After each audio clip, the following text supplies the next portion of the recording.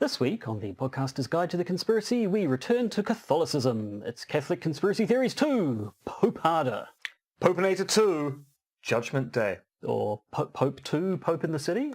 Pope 2, when he comes, he'll tear your world apart. That's the tagline to Warlock 2, isn't it? Yep.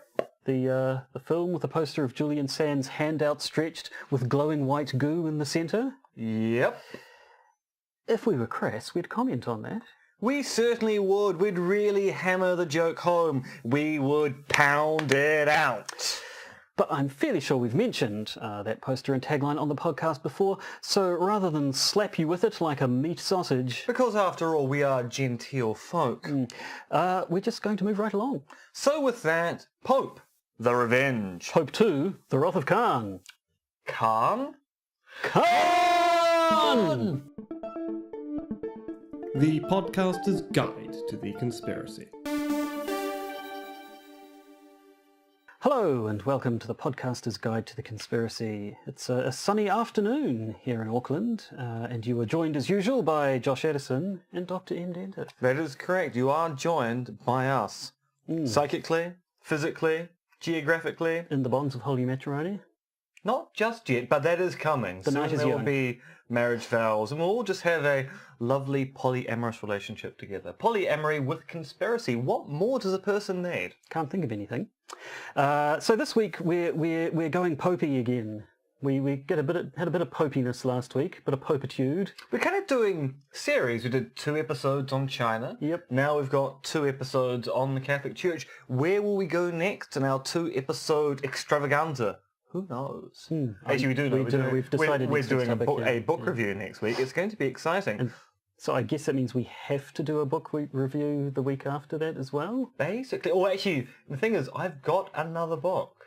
So actually, we do have another book we can do after next week. This is just a plot of yours to make me read, isn't it? It is. See, the thing is, Josh Evil. doesn't like reading. Josh likes to look at still images and frames on a page. You call them comic books? Something like that. Comic books. He's very fond of comic books and comic book writers. And I like to get him to read the occasional word that isn't a script or notes for this podcast. Novels thin the blood.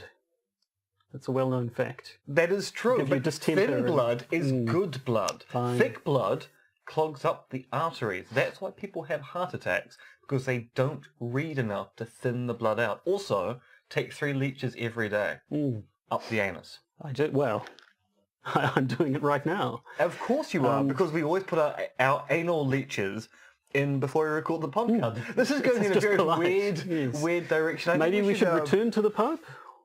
Yes, let's From anal leeches to the Pope.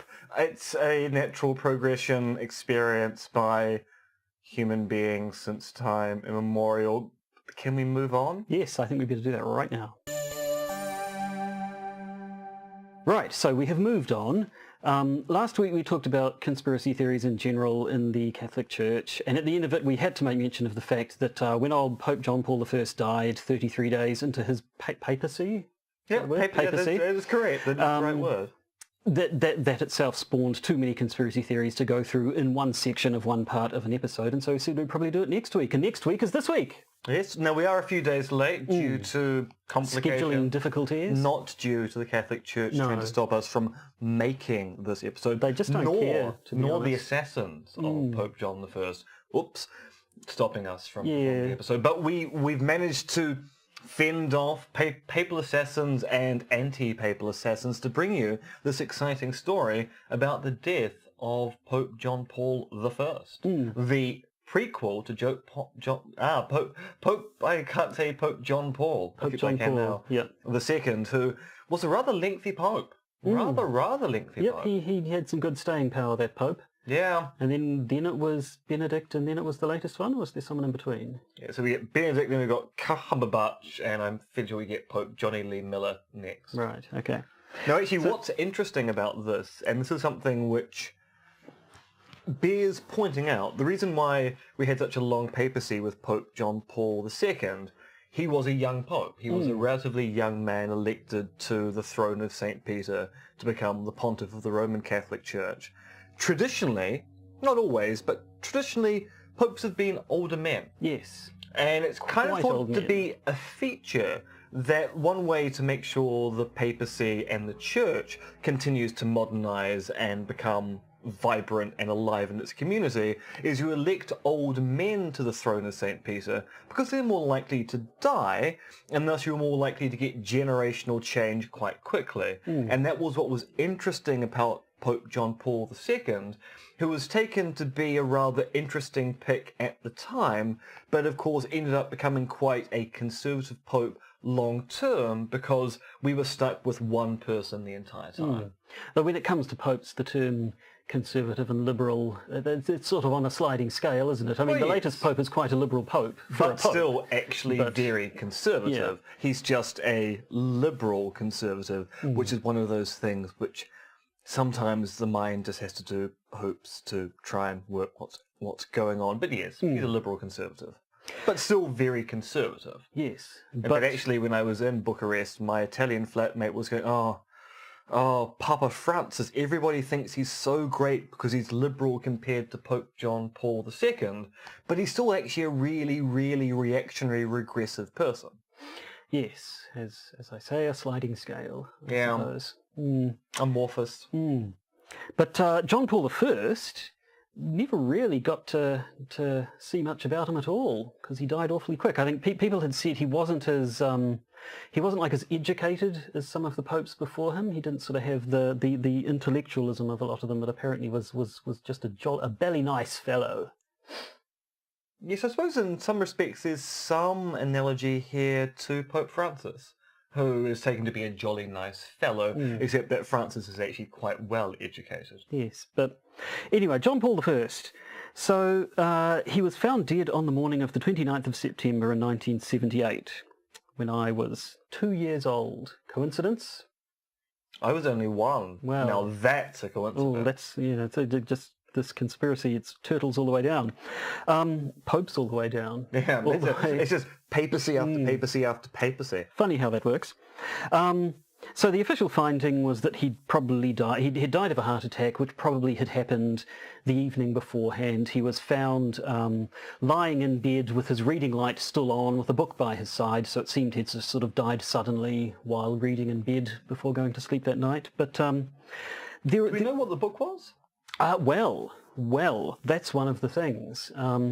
We'll get to that in a minute. But conspiracy theories started popping up fairly quickly, partly simply because he'd died so quickly that people thought that seems a little bit weird, notwithstanding the fact that popes are old men and old men do die at a higher rate than perhaps those younger. The older you get, the more likely you are to die. Older men are very likely to die compared to young men. Not that young men don't die, just that older men die more often. Yes. So there was, there was the shock, basically, the suddenness. I've heard stories of people from the time who showed up somewhere, sort of, the prior Pope Paul VI, who we might mention briefly, and we did talk about last time. Paul VI had died, and then just a month later, John Paul I dies, and so there are stories of people, this is the 70s, obviously no internet, news travelled a bit slower, showing up to a place and being told, the Pope is dead, and you're like, yeah, we know, it was a month ago. No, this one's dead as well, and being quite shocked. But then there are also there are our good old friend discrepancies in official reports. How many times have we seen this in other things? It is indeed a feature of many a conspiracy theory, especially initial reports, which are taken to be discrepant with reports after the fact. And there's a kind of interesting psychology going on here, in that for some reason, people think initial reports should be trusted more than subsequent reports. And yet, as we know from media reporting, initial reports are more likely to be filled with error for the sheer fact that initial reports are often rushed to the desk, and so people aren't verifying things. It's only later on that people go, I know that they said there were 3 suspects, but all the other witnesses say 2, so we have to assume that first report is erroneous in some sense. But of course that then becomes a discrepancy. Why were they reporting 3 suspects and now they're only saying 2? Well, they're only saying 2 because, in retrospect, one of those initial reports looks like it was in error. And so that's what we see here. There are discrepancies in the various accounts of his death that came out over time. So there were things like who was it who found him? In some reports he was found by his secretaries who came to check on him in the morning. Nuncio. The papal nuncio. Isn't it a Shakespearean character? I suspect. Well, there'll be nuncios in Shakespearean That's the only plays, but context I know that term. it's a role. It's papal secretary, basically. Nuncio. Popes. So it was either some secretaries or possibly some nuns in the Vatican. Nuns in the Vatican. So supposedly, I believe the official story now is that it was a nun who usually left a cup of coffee out for him in the morning, knowing he usually rose around that time. He was an early riser, 5:15 in the morning or something. And when she looked in and saw that he hadn't picked up his coffee, she checked on him, found him dead, called another nun, and they raised the alarm. So there was the question of who found him. Then there's your question about the book he was found holding. Apparently, the title of that book changed from retelling to retelling. I didn't bother actually writing it down now. It was, you'll be surprised, it was something religious-y. I can't remember what exactly. Holy Blood, Holy Grail? Probably, yeah. Oh my god, my entire career is based on a lie. Oh well, better die. But simply the fact that at one point people were saying he'd been reading one book, and then at a later time people said he was reading another book, was again jumped on as ha. And then apparently there was some question. In my limited reading preparing for this, I didn't actually see an official wording on it, but there was apparently some question about the autopsy, or whether or not one had been conducted, and when and where and how and so on. So that's one. And then there are also conspiracy theories founded on the fact that this Pope had some views which, as we say, were liberal for a Pope. Yeah. He was apparently he was sympathetic to contraception in that sort of I believe he'd spoken about in famine-stricken countries where there weren't enough, too many mouths to feed and so on. He was sort of sympathetic to the idea that people might actually turn to contraception to make sure they weren't having more children than they could feed. He was questioned on, it was around this time when artificial insemination was becoming a thing. And he was questioned on that, and he basically said, I don't have a problem with it. Sort of, God made us, we're doing it. It's not like, we're not creating artificial life forms or something. We're just taking a natural process and doing it slightly differently. So he was okay with that, with robots and needles and all sorts of stuff. So these conspiracy theories started to come around. So do we start with the detailed ones, or just the general catch-all wackiness? I say we'll do the catch-all and then move on to the details. Yeah, because there are some common threads that come through some of them. Freemasonry, and we saw that last time when we were talking about old Cardinal Siri getting shafted out of the papacy on more than one occasion, was all because of those Freemasons. So apparently there are numerous conspiracy theories saying, it was the Masons that did it. Now, of course, the Masons did it thing gained a certain amount of credibility after the P2 scandal, the banking scandal, where we had Calvino being associated particularly with British Masons. And so the Masons were kind of involved in the papal hierarchy, or at least being used by members of the papal hierarchy, made people go, oh, this whole Freemasons and the church thing, which have always kind of laughed off as being ridiculous, there is something to it. But it's one thing to go, there was a banking scandal, and that was a conspiracy, to Freemasons and are responsible for every bad thing that happens to a Pope. Yes. So this banking scandal we'll come back to shortly, because that did feature in some of the more thought-out conspiracy theories. But we had Masons, we had references to the Fatima prophecies. Oh, yes, which of course Benedict was also involved in. Was he? So there's a conspiracy theory about the previous Pope, the living previous Pope, Pope Benedict. When was the last time a Pope actually retired prior to Benedict? It doesn't normally happen, does it? Yes, a few hundred years ago. It's not particularly common. So people will be aware there were these three prophecies delivered apparently by the Virgin Mary at Fatima to a set of children. Two of the prophecies were made public. The third prophecy was kept under seal. There were rumours going around the prophecy referred to either the destiny or fate of the church, the number of popes that were left in the papal reign, things like that. Basically, Pope Benedict, before he became a pope, back when he was Cardinal Ratzinger, was responsible, along with Pope John Paul II, for the revelation of the third Fatima prophecy. So Pope John Paul II made public what the prophecy said, but there's a conspiracy theory going on there that when Ratzinger saw what the prophecy said, he and Pope John Paul II had to create an alternate version of the third prophecy of Fatima, so the information wouldn't get out. Now, the suspicion is, by people who hold to the conspiracy theory about what's in this still sealed third prophecy, is that the prophecy refers to how many popes are left, which has either led to the claim that we're up to our very last pope now with Pope Francis, the final pope, or we've already had our final pope and we have anti-popes in charge now, that the official lineage of Peter is over and done with, and the church is now basically alive, being controlled by Satan or Freemasons. Yes. So yeah, I mean, there was some suggestion that this mysterious third Fatima prophecy referred to John Paul I in some way, and he was killed either to thwart the prophecy or possibly to fulfill it. We don't know exactly what it said. In accordance to the prophecy. There's talk of the Tridentine Mass. I don't know what that is. That's the Latin Mass. Right. So I think Paul VI had moved away from that, and there was talk that John Paul I was going to bring it back, and some people didn't like that for some reason, although I understand Benedict brought it back eventually himself. Well, Benedict allowed the Latin Mass to be celebrated. So basically one of the big things that happened in the second half of the 20th century in Roman Catholicism was moving away from the Mass in Latin to the Mass in the Vulgate, so basically performing the Mass in the language of your country.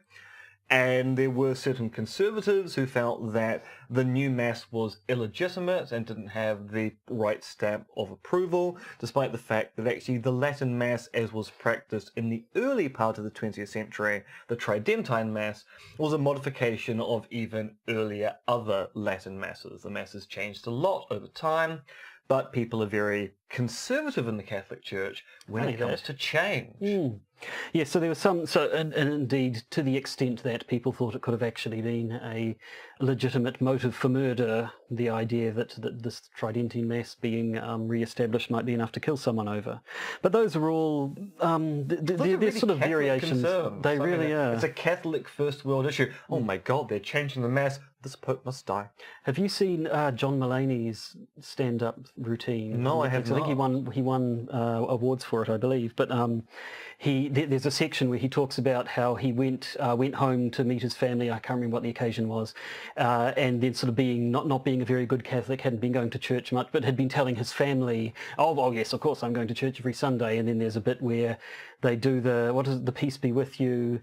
And also with you, which now they've changed. There's a new response to that. I've been a lapsed Catholic for quite some that's his time. point. Yeah. So they say, peace be with you. Everyone in the church says one thing except for him who says who shouts it out, and also with you, and sort of explain, and then sort of he has a routine about, obviously in the Roman Catholic Church they've been sitting around saying that's the thing that needs fixing in the Roman Catholic Church, that, and also with you it sounds clunky. We got to replace it. But anyway. Actually, and this it's actually a good routine. Look it up. For Catholics, even lapsed Catholics, one of the greatest issues in the Star Wars franchise is whenever anyone says, "May the Force be with you," Catholics can't help but go, and also with you. Yes. But anyway. Maybe that's why the Catholic Church changed it, so that Catholics wouldn't do that anymore. Every time they watch Star Wars. It's a good idea. But anyway. So onto the more detailed, more possibly thought out conspiracy theories, I suppose. The ones that people have literally written books on. So the first major one that I'm aware of came in 1984. So that's 6 years after his death. British crime author by the name of David Yollop wrote a book called In God's Name.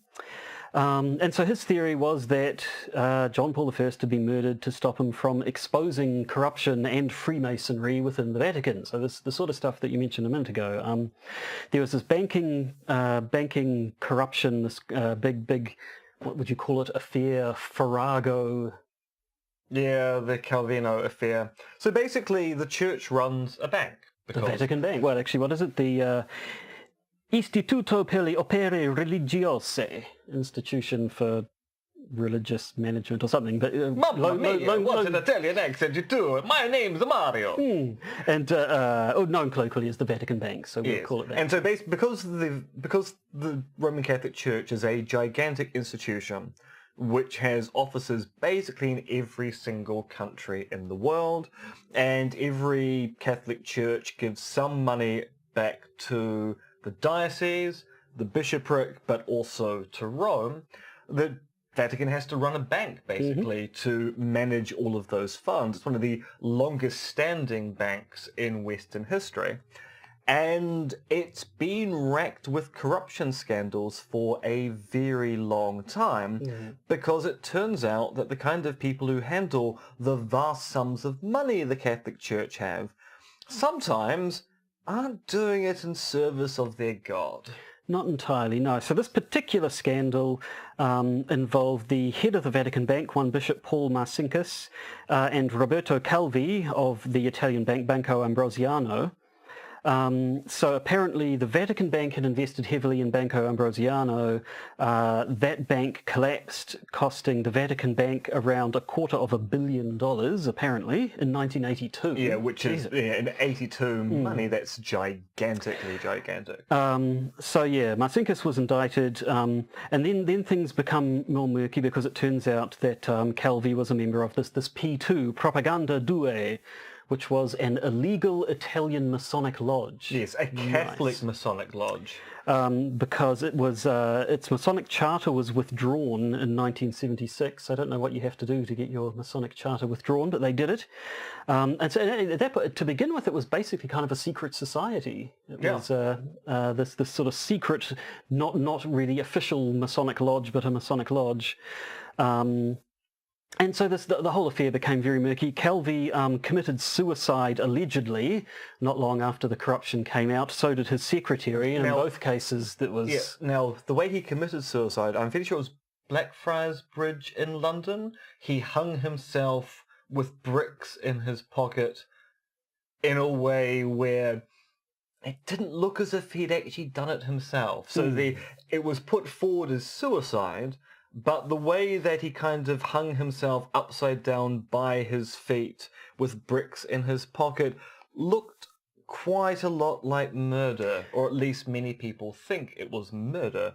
And there's a really, really good TV movie of this by, of all people, the comic strip presents, called Spaghetti Hopes. I did not know it. It's really, really good. It's black and white, and it's basically a look at Calvi as kind of a blundering idiot who gets into the wrong things at the wrong time, but also quite a grim comedy, given it ends with him committing suicide or being murdered at Blackfriars Bridge in London. And so then, yes, his secretary also apparently committed suicide at around the same time, and also under somewhat suspicious circumstances, because there was also not only Masonic insinuations, but there were also suggestions that he was tied to the mafia. And so that this was which, because it's Italy, is not out of the question. So especially a banking cartel in the mafia in Italy. So David Yollop, in his book In God's Name, he named 6 men in particular, 3 in the church and 3 of these sort of banking/mafia types, as conspirators in the death. So he named, as well as Bishop Marcinkus, he named Archbishop John Patrick Cody of Chicago. The claim is that supposedly John Paul I was about to force him into retirement, and so he harbored resentment there. Apparently Cardinal Jean-Marie Villot who had some form of theological differences with him and therefore wanted him gone. And the big claim, the sort of the big central claim in Yollop's book, and the claim that he had most wanted people to investigate and find out whether or not was true or not, was that when John Paul I was found, he had found clutched in his hand a piece of paper which named various members of the Roman Curia as either Freemasons, corrupt in some way, or in some way involved with laundering money for the mafia. Now, of course, members of is it the Roman Catholic Church in general, or just the sort of the higher ups in the Vatican aren't allowed to be Masons? It is. It's banned in some. complicated in that it's commonly believed that Catholics are not allowed to be Masons, and at some points in time there have been church edicts saying quite deliberately, don't be a Mason. At other points there's been edicts saying, well, we just don't care, which is complicated by the fact that many English forms of Masonry won't admit Catholics, because Masonry, you have to believe in a higher power of some kind to be a Mason, but you also have to have allegiance to the Master Mason. And we're getting back to what we discussed last week.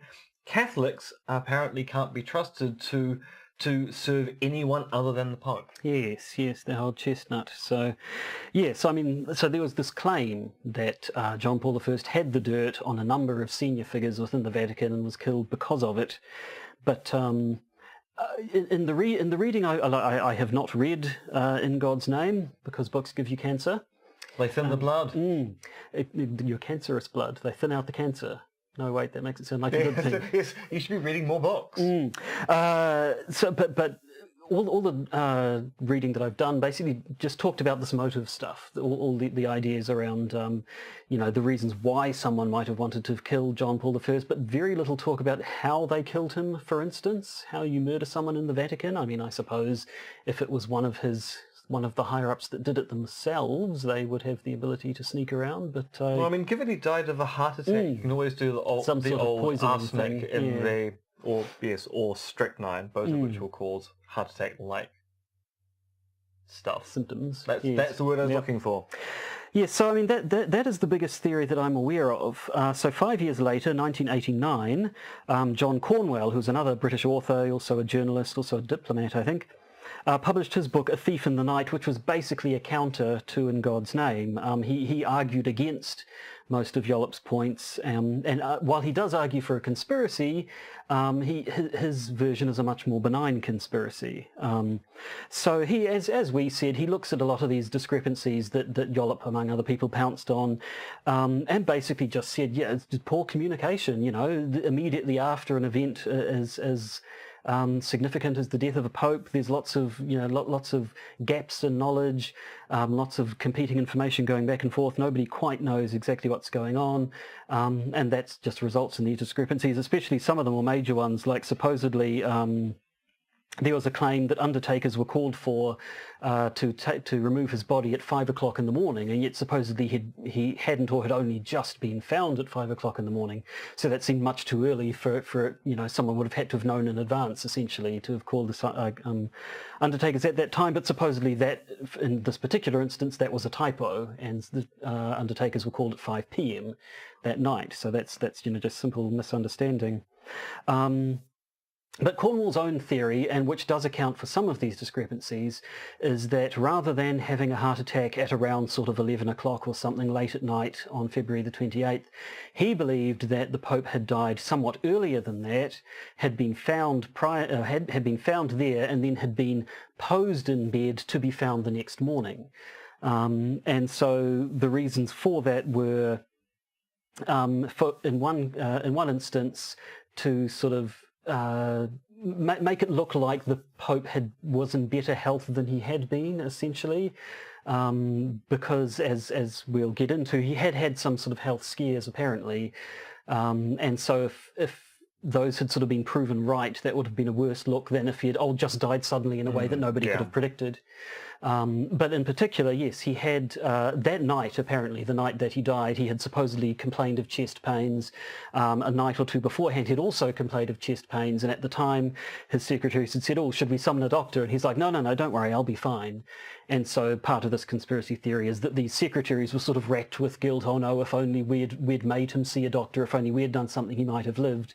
And so they sort of made a point of making it look like he'd died much later at night when no one was around, so there's nothing anyone could have done. Yeah. So it's it's a conspiracy theory of a sort. It's kind of a cover-up, but a much less malevolent one than he was killed by mafia, Freemason, Nazis, I assume. And the thing is, when a pope dies, there's quite a lot of rigmarole around what happens immediately after the death, as you basically shut down the church and get ready for the election of a new pope, including the body needs to be visited by the senior cardinals who are in the Vatican at the time. There's the breaking of the papal ring, which the pope wears to show that that papacy has ended. So you can imagine a situation where you discover the pope is dead and then go, we need a few more hours to just set a few things up to have the right kind of photo opportunity. So he's not currently dead. I mean, he's cold in his bed, but he's not actually dead yet. I mean, we'll find him in a few hours, and then the smooth machinery of papal government will come into effect, and the papacy will look grand. So I mean, that's his sort of argument against. I mean, since then, I mean, there have been more recent books. There was one whose title I don't have in front of me right now, just talking about the moments, the sort of the time immediately after his death, and that was the one I think that sort of solidified the claim that it was these two nuns who found him and not the secretaries. I should say, of course, that the secretaries stringently deny Cornwall's theory that they, had fudged the details around the Pope's death in part to make themselves look a bit better. But there's been another book by a name called Lucien Gregore, which came out just last year, I think. Yes, the Vatican Murders. Oh, sounds.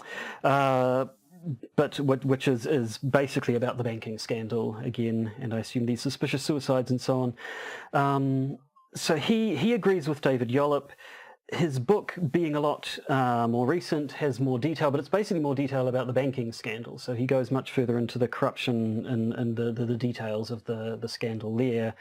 He also brings the CIA into it. So he thinks that of course, I mean, the CIA... What conspiracy theory is complete without the CIA? So he believes that that these conspirators brought the CIA into the mix, and it was CIA assassins who actually offed John Paul I. The CIA's motivation being that supposedly the Vatican at the time was quite sort of sympathetic to the extent of being subservient to the United States, and the CIA were worried that maybe John Paul I might change things and make it slightly less subservient to the United States. But which of course fits into all the conspiracy theories about the CIA meddling in South American countries, which of course it turns out they actually did. So you can kind of go, I mean, it sounds ridiculous, but at the same time, also not outside the bounds of probability. Yes.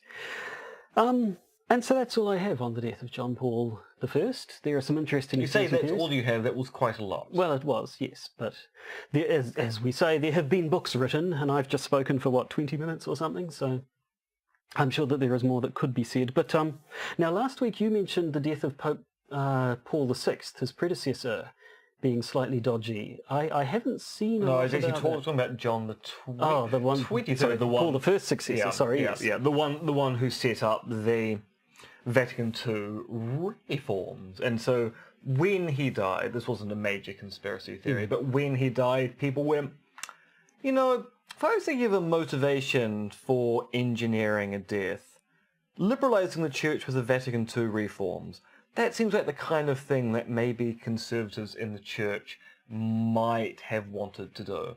So there was just a suspicion at the time he died, in case of, did he die naturally, or were there conservative forces going, no, you're going too far? And of course, what's interesting about this particular hypothesis is that with the election of Pope John Paul II, we had a kind of slowing down of the Vatican II reforms. So we had a slightly more conservative cardinal come into power, and many of the Vatican II reforms have actually never been enacted.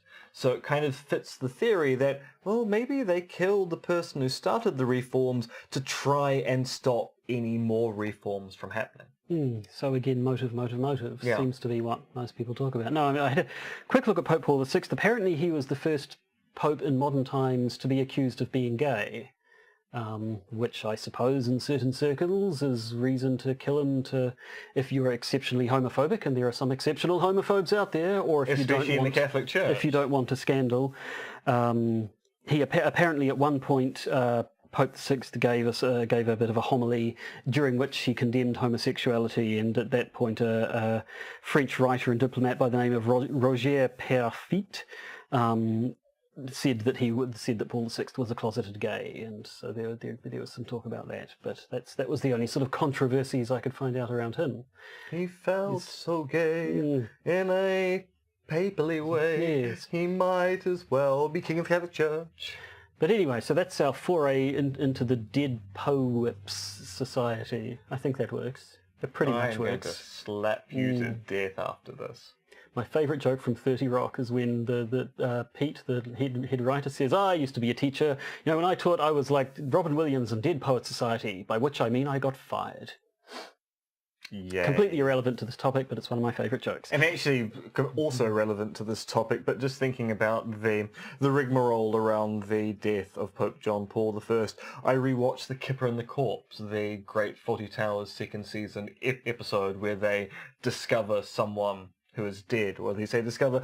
Basil serves him breakfast. It's only when Polly comes in to deliver milk for his tea that she realises that the guy was dead, and Basil was just completely and utterly unaware. So I'm imagining a version of the death of Pope John Paul I, where the nuncio came in, you know, fiddled around with things, served breakfast, walked out, and it was only someone who came in a few minutes later to deliver the newspaper, a case of, he's dead. My God, that was so soon. It's been cold for hours. How didn't you notice? Let no one should know that I made this mistake. He's died just now. Yep, you heard it. Basil Fawlty killed the Pope. Yes. John Cleese. I'll get you, John Cleese. And now, the news. Breaking conspiracy theories in the news. It's news time, which means a quick update on what's happening in the various Reddit conspiracy theory forums. Girls who drink pumpkin spice beverages are actually surveillance drones sent by the government. Can the caravan be an inside job? Doesn't it have to be? And one which tickles my own fancies, Demolition Man. Excellent film. Showed us what the elite has been doing for the past century and what it means for those of us who are awake. And now, crypto anti-Semitism. Not that we're engaging in crypto anti-Semitism. If we are, it's so crypto that it's hidden even from us. No, we're talking about instances of crypto anti-Semitism elsewhere. Doubtless you'll be aware that there was a shooting in a US synagogue last week, the Tree of Life Temple. President Trump's response to it was basically to say that if someone had had a gun at the bris, things would have turned out differently. As the Lord doth say to Noah, always carry a handgun when worship is necessary. Fairly sure that was Samuel L. Jackson and he was playing a character. I'll never forget his turn as the burning bush in 10 Things I Hate About Commandments. Not a real film, but it is a real trailer. Anyway, in the weeks leading up to the shooting at Tree of Life Temple, Trump, or whoever writes his speeches, And gives him his buzzwords. has been engaging in what really does look like dog whistle racism. Dog whistle racism is where someone says something racists are primed to hear as supporting their racist views, even though what has been said could be explained away as just an innocuous comment. Trump has been talking about how, at heart, he's a nationalist first and a globalist second, that the US will deal with globalists after they fix up national concerns, and how he's not meant to say he's a nationalist, but he's going to anyway. As other commentators have pointed out, this kind of rhetoric is not just dog whistle racism, as nationalism in the US is a coded phrase for white nationalism, but it's also the kind of rhetoric the Nazis used as they rose to power. Now, some people will be clutching their heads and going, why did you have to bring up Nazis? But it's important to note that the Nazis didn't just march out of Nuremberg fully formed as leather-suited, jack-booted fascists. They developed a political movement which spoke to a certain base in Weimar Republic Germany using Ta-da! dog whistle racism, like talk of globalist plots to rob Germany of its economic wealth, playing on fears of immigrants changing the German way of life, and blaming the Jewish people for their lot because, well, they weren't doing enough to protect themselves. Dog whistles of this type are inherently conspiratorial because it's a form of political speech where the dog whistlers will deny that what they're saying is a dog whistle and that their innocuous statements are being taken out of context. Not just that, but a successful dog whistle can then be used to attack those disturbed by the dog whistle as being too precious or politically correct. And before we go on, I just want to address an elephant in the room, which is the thesis that all conspiracy theories are at base crypto-anti-Semitic.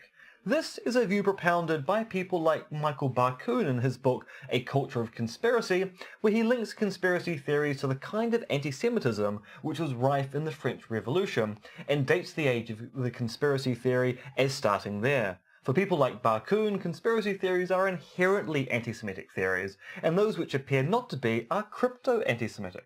This is obviously false, given that there are a host of conspiracy theories which seem to have no anti-Semitic character at all. Like the 1080 kills native birds theories here in Aotearoa.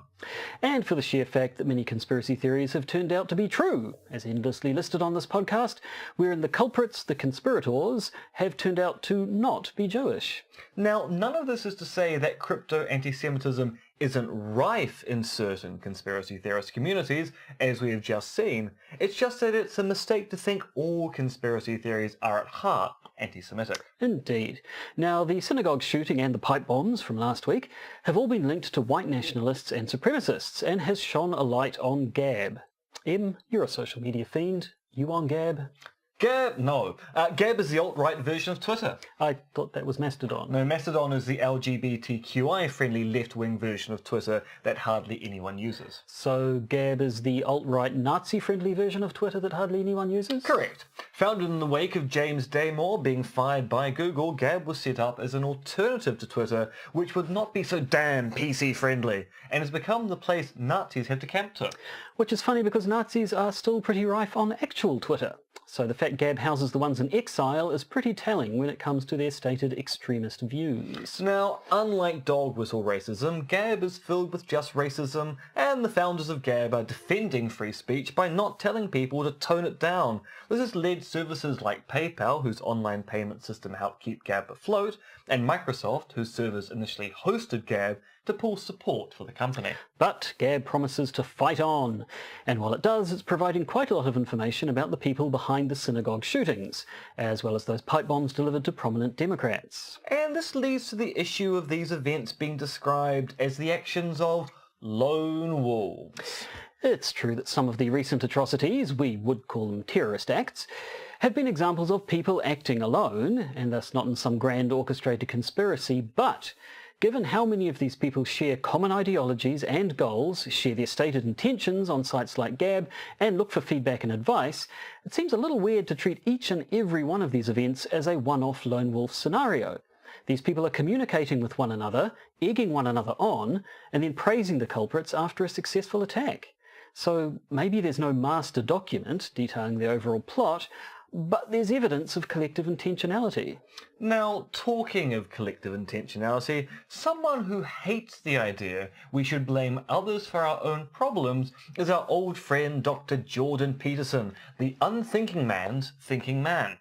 Peterson has shocked the alt-right world recently by coming out against anti-Semitism, which was a bit of a surprise given he's engaged in a fair bit of what looked like crypto-anti-Semitism in the past. Yes, alt-righters on Twitter and Gab were surprised to find that Dr. Peterson wrote the following on Twitter. Are you using three brackets online to oh so cleverly disguise your pathetically fashionable anti-Semitism? Might reflect today on what responsibility you bear for this. To say the alt-right were shocked at their man coming out against them would be to understate the issue. After all, Peterson has form with respect to crypto-anti-Semitism, given he goes on and on about the dangers of cultural Marxism, which is basically the modern guise of so-called cultural Bolshevism, the theory the Nazis came up with to blame all of Germany's problems on. But now Peterson seems to have at least realised that at least some crypto-anti-Semitism is bad, and so we can but hope he'll come to realise that he shouldn't also be fostering it. Sticking with bad messaging about the Tree of Life congregation shooting, and how this messaging comes off as crypto-anti-Semitic, how about that rabbi at a campaign event in Michigan this last Monday? Yes, the rally, focusing on the campaigns of Republican Senate candidate John James, GOP gubernatorial candidate Bill Schuett, and others, featured a prayer by a Christian rabbi. Yes, you heard right, a Christian rabbi. Lauren Jacobs, a former leader of Jews for Jesus and now a pastor for a Messianic Jew congregation, offered a prayer for the victims of the shooting before promptly referring to Jesus as the Messiah and then praying by name for the Republican candidates on the ballot. Vice President Pence then claimed that Jacobs was a respected member of the Jewish community, despite the fact that all the branches of Judaism take a very dim view of Jesus Christ being referred to as the Messiah. It's quite a difference in theological opinion between the Jewish faith and Christianity, after all. Yes, Pence claims he didn't notice the reference to Jesus as the Messiah and wasn't personally involved in inviting Jacobs, but this kind of thing where a Jewish tragedy ends up reinforcing notions of Jewish people as not like the rest of us really isn't helping the perceptions that the current US administration isn't just a little bit white supremacist. Finally, just a brief mention of the fact Robert Mueller has reported to the FBI an attempt to smear him. And by an extension, his investigation into Russia's role in the last presidential election. This was by a Republican operative offering to pay money to former aides of his if only they would say he sexually harassed them. This is one of those stories which is only bound to get bigger and more exciting by next week, but we ought to at least mention it here, because we have our hands on the trigger of the best, biggest, and most exciting news. That's why our patrons pay us the big... or at least some... bucks. So, next week we'll likely be bringing you exciting reportage of faux sexual assault allegations and how, ironically, this kind of thing feeds into conservative fears women accuse men of sexual assault for monetary gain. Ironic, because if conservatives really are afraid that happens, they probably should make sure people in their own house aren't offering money to make up such allegations. But that is next week's agenda. This week, patrons who pay us a few dollary-doos a month get to hear us wax lyrical on Julian Assange attempting to sue the very country offering him asylum, some preliminary thoughts on that Mueller story, Because patrons get to know what our brain meats are processing before anyone else does, and how QAnon claimed to have the scoop on the Mueller story a day in advance, although it turns out it wasn't quite the scoop they were looking for. But until then, Josh says good night. And M says, the script I'm reading says boosterism? Boosterism! Indeed. You've been listening to the podcaster's Guide to the Conspiracy. It is written, researched, and performed by Josh Addison, aka Monkey Fluids, and MRX Dentith, aka Conspiracism on Twitter. This podcast is available where all good podcasts can be found, as well as iTunes, Podbean, and Stitcher. It can also be watched on YouTube. Just search for the podcaster's Guide to the Conspiracy, or, if you happen to be technophobic, consult the auguries. You can support the podcaster's Guide to the Conspiracy via our Patreon page, as listed in the podcast description, or just by searching for us on Patreon. You can also support us via the Podbean patronage system, if that is more your style. You do you. If you want to get in contact with us, why not email us at podcastconspiracy@gmail.com, or find us on Facebook. And remember, Soylent Green is Meeples.